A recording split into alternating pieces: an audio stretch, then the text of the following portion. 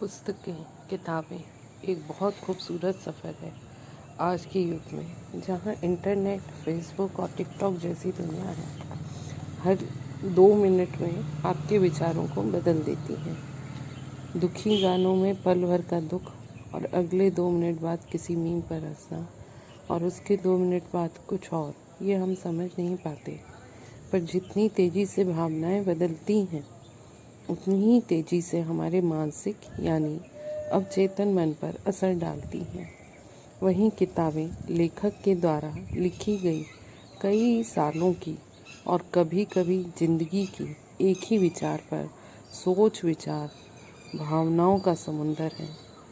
कई कई खूबसूरत उपभावनाओं के मोतियों सीपियों से भरे होता है। वहीं आपके अवचेतन मन को स्थायित्व प्राप्त करता है। अब यहाँ थोड़ा सा अनसुना शब्द अवचेतन मन, जिस पर थोड़ा सा ध्यान देंगे तो आप खुद समझ जाएंगे। चेतन और अवचेतन मन यानी कॉन्शियस और अनकॉन्शियस मन। चेतन या कॉन्शियस मन, जिसे पहली बार साइकिल चलाना या खाना बनाना। अवचेतन या सब कॉन्शियस मन, साइकिल चला चला कर इतना परफेक्ट हो जाना कि किसी को भी नहीं बताना पड़े कि कहाँ तेज करना है, कहाँ धीमी या कहाँ ब्रेक लगाना है।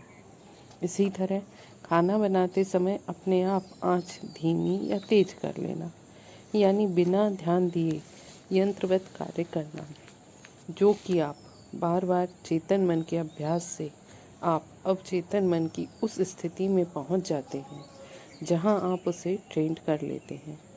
अब अगर आप ये ध्यानपूर्वक करते हैं तो आप उससे वो सब पा सकते हैं या प्राप्त कर सकते हैं जो कि आप चाहते हैं। इसके लिए मैं आपको आपके अवचेतन मन की शक्ति नामक पुस्तक, जिसको डॉक्टर जोसेफ मर्सी ने लिखा है, पढ़कर सुनाऊंगी और उसे मेरे नज़रिए से भी समझाऊंगी। हाँ, साथ ही आपको ये विश्वास दिलाती हूँ कि अगर आप में पूरी तरह से समझ लेते हैं, आप उस बुक को पूरी तरह से समझ लेते हैं, तो ज़िंदगी आपके लिए बहुत आसान होगी और चमत्कारी भी, पूरी तरह उत्साह से भरी और उतनी ही हल्की जितनी आप पिकनिक, वो भी अपने मनपसंद लोगों के साथ जाते समय महसूस करते होंगे। हम यहाँ पृथ्वी पर आए हैं कुछ बीजें बोने, कुछ पिकनिक मनाने और फिर उन उगाए हुए बीजों की फसलें काटने, और कई बार उन फसलों को काटने के लिए हमें फिर से जन्म लेना होता है।